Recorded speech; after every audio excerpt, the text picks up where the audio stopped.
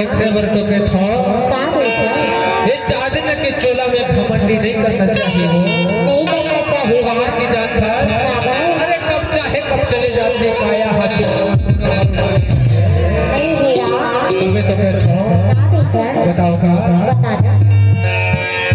बता दो ले बताना क्या कहना है। हाँ ये जैतपुरी के गांव में आके ना हाँ बड़ माया लगी हो, बड़ माया लगी अच्छा तबे तो मैं था क्या कहते हैं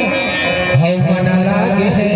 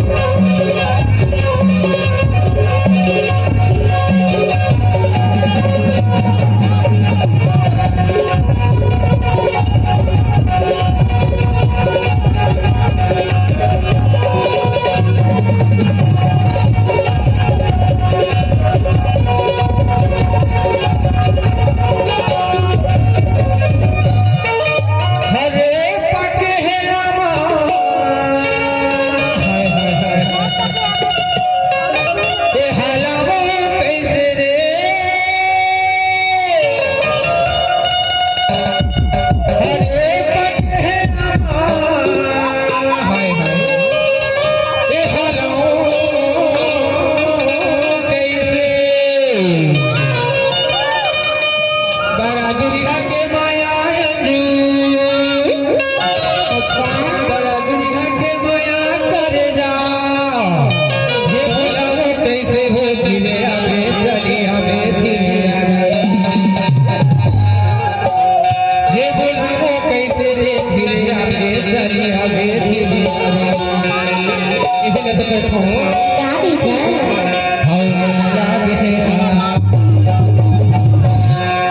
तेरे संग